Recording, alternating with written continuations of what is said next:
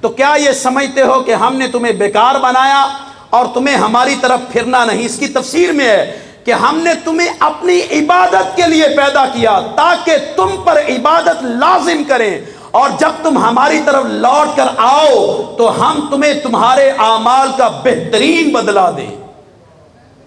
کتنا خوش نصیب ہے جو قیامت والے دن اپنے رب سے بدلہ لے گا، اور رب فرما رہا ہے بہترین بدلہ۔ عبادت اس کی کئی قسمیں ہیں، اب چونکہ وقت کم ہے لیکن میں کچھ باتیں عرض کرتا ہوں۔ دیکھیے، عبادت کی طرف راغب کرنے کے لیے انسان کو سب سے پہلے اپنے دل کو منانا ہے۔ امام غزالی رحمۃ اللہ علیہ نے کیمیہ سعادت میں لکھا ہے کہ جو دل ہے نا، دل یہ انسان کے جسم کا بادشاہ ہے۔ کیا ہے؟ تمام اعضاء اس کی رعایا ہیں، اس کے ماتحت ہیں۔ دل نے جو کہنا ہے نا، اعضاء نے وہی کرنا ہے۔ دل میں جو آنا ہے انسان نے وہی کرنا ہے، اور جب انسان کا دل درست ہو جاتا ہے نا، پھر وہ بہت بڑے مقام پہ پہنچ جاتا ہے۔ اب دیکھیے ہمارا دل کیا کہتا ہے، کبھی غور کیا ہے ہمارے دل کی کیفیات کیا ہے؟ اور ہم نے یہ بھی سنا قرآن کریم کی آیت کہ یوم لا ینفع مال ولا بنون، جس دن نہ مال کام آئے گا نہ بیٹے، مگر وہ جو اللہ کے حضور حاضر ہوا سلامت دل لے کر۔ یہ سلامت دل کیا ہے؟ بزرگ فرماتے ہیں اگر تو اللہ کے حضور سجدہ کرے اور تیرا دل کرے کہ میں سجدے میں رہوں، سجدے سے باہر نہ ہوں، اور تیرا دل کرتا کرے کہ جب بھی نماز کا ٹائم ہو میں دوڑ کر شوق سے ذوق سے اللہ کے حضور حاضر ہوں، تو سمجھ جا تیرا دل ستھرا ہے، تیرا دل سلامت ہے۔ اور اگر تیرا دل نہیں کر رہا نا اللہ کے حضور جانے کو، سمجھ تیرا دل مر گیا ہے۔ اور جب تجھے نیکی کر کے خوشی ملے، راحت ملے، سکون ملے، اطمینان ملے، سمجھ تیرا دل سلامت ہے۔ اور اگر تیرا دل نیکی کرنے کو نہیں کرے، سمجھے دل مر گیا ہے۔ اور ایک بزرگ فرماتے ہیں عجیب ہیں وہ لوگ جو میت پر روتے ہیں، اس پر نہیں روتے جس کا دل مر چکا ہے۔ تو دل سب سے پہلے ضروری ہے بندے کو عبادت کی طرف لانے کے لیے، یہ اشد ضروری ہے کہ بندہ دل کی اصلاح کرے۔ تو پیارے اسلامی بھائیوں، دل کی اصلاح کے لیے ایک بات میں عرض کر دوں، وہ یہ ہے کہ انسان کو جس مقصد کے لیے اللہ نے بھیجا ہے نا، وہ کیا ہے؟ آخرت کی تیاری۔ وہ کیا ہے؟ آخرت کی تیاری۔ جب آخرت کی تیاری کے لیے اللہ پاک نے ہمیں بھیجا، میں مثال دے کے سمجھانے کی کوشش کروں گا، بڑی کلوز سی مثال۔ فار ایگزامپل، آپ نے اپنے بیٹے کو بھیجا، جاؤ بیٹا یہ میرا موبائل ہے اور اس موبائل کو آپ ٹھیک کروا کے لے آؤ، اس موبائل کو آپ ٹھیک کروا کے لے آؤ، اور ٹھیک کروانے میں تجھے 4 5 یا 10 گھنٹے لگیں گے۔ کتنے گھنٹے لگیں گے؟ 4 5 یا 10 گھنٹے لگیں گے۔ جب بھوک لگے تو تو کھانا کھا لینا، پیاس لگے تو تو پانی پی لینا۔ اب تم نے جس بیٹے کو بھیجا اس کی موبائل کو صحیح کروانے کی طرف توجہ رہی نہیں، اور بھوک کی طرف ساری توجہ چلے گئی، پیاس کی طرف ساری توجہ چلے گئی۔ اب وہ لگ گیا بھوک اور پیاس کے چکر میں، اور جو اس کا حقیقی مطلب تھا، مقصد تھا، اس کو بھول گیا۔ مجھے بتائیں آپ اپنے بیٹے کو کیا کہیں گے جب آپ اس کو بلائیں گے؟ کام بھی نہ، اس کو تکلیف ہوگی یا نہیں؟ اس کو تکلیف ہوگی یا نہیں ہوگی؟ اس کو ہوگی۔ تو اب دیکھیے اللہ کریم نے ہمیں اپنی عبادت کے لیے بھیجا ہے۔ کس کے لیے بھیجا ہے؟ اپنی۔ کیا آج ہم اس عبادت کی طرف ہیں؟ اللہ اپنی کروڑہ رحمتوں کا نزول فرمائے ہمارے پیارے دوست حاجی افضال پر۔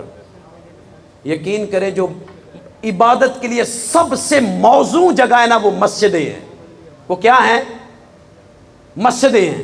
مجھے ہمارے حاجی اجاز صاحب بھی نظر آ رہے ہیں، ان کا بھی بہت زیادہ ذوق ہے، یعنی یہ حوصلہ افزائی کرنی چاہیے کہ ان کو الحمدللہ انہوں نے بھی مسجدوں میں اتنا کام کروایا۔ یہ سمجھے دونوں دوست تھے، اور کئی مساجد، کئی مدرسے انہوں نے تعمیرات کا سلسلہ کرایا۔ اللہ ان کو اور برکتوں سے مالا مال فرمائے۔ لیکن میں یہ کہوں گا کہ مسجدوں کی شان کیا ہے، سنیے۔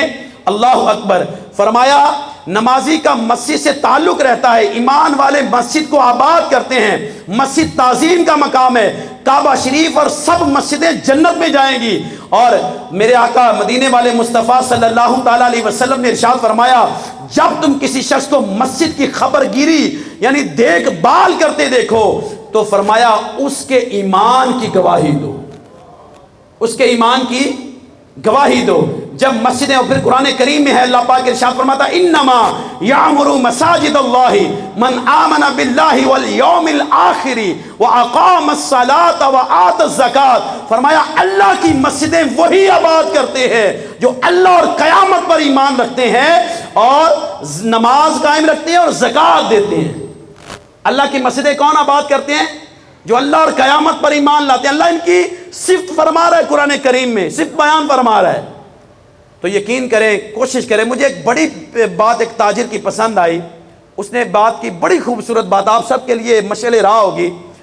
اس نے کہا حضرت، جب ملاقات ہوئی نا، اس نے کہا جی میں نے اپنے سارے بچوں کے لیے علیحدہ علیحدہ گھر دنیا میں بھی بنا دیا ہے اپنے جیتے جی، اور میں نے اپنے جیتے جی ان کا جنت میں بھی ایک ایک گھر بنا دیا ہے.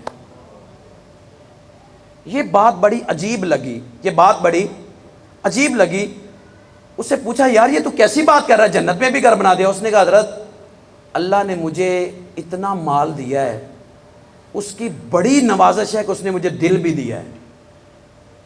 جب میں نے یہ سمجھا کہ یار یہ دنیا میں ان کو علیحدہ علیحدہ گھر دے دوں کہ میرے مرنے کے بعد یہ رلتے نہ پھرے، یہ لڑتے جھگڑتے نہ پھریں، ان کو پتا ہو ہمارا ہے یہ ٹھکانہ دنیا میں ہے، تو میں نے دنیا میں بنا دیا. پھر مجھے خیال آیا کہ جب یار یہ مر جائیں گے، انہوں نے تو چند سال دنیا میں رہنا ہے، کب تک رہیں گے دنیا میں؟ تو مجھے خیال آیا نہیں یار جنت میں یہ ایک کو مطلب گھر بنا دیا، دوسرے کو نہ دیا، تو یہ بھی ان کے ساتھ مطلب وہ ناانصافی ہوگی. تو میں نے کہا اللہ نے مجھے دیا تو ہے جیتے جی، اللہ ان کے نام کا ایک ایک مسجد ان کے نام کی دنیا میں بنا جاؤں کہ وعدہ ہے. جس نے پرندے کے گھونسلے کے برابر بھی مسجد بنائی، اللہ اس کا جنت میں محل بناتا ہے. تو یہ الحمدللہ رب العالمین، میں نے جنت میں بھی ان کے گھر بنا دیے. اب میری آپ سب سے ریکویسٹ ہے، سوچیں یار اگر اللہ نے ہمیں دیا ہے نا تو کم از کم اپنے نام کی تو مسجد بنا جائیں، اور اگر اس سے زیادہ دیا ہے تو پھر اپنی اولاد کے نام کی بھی بنایا جائے جس کے لیے انسان جیتا ہے. اولاد دنیا میں کس کے لیے جیتا ہے؟ اولاد کے لیے جیتا ہے. اور اولاد دنیا میں تو عیش و عشرت میں رہے، دنیا میں تو سکون میں رہے. میں نے دیکھا ہے دنیا بھر میں ٹریول کر کے دیکھا ہے، جتنے بڑے بڑے لوگ ہیں ان کو سب سے زیادہ فکر اولاد کے مستقبل کی ہوتی ہے.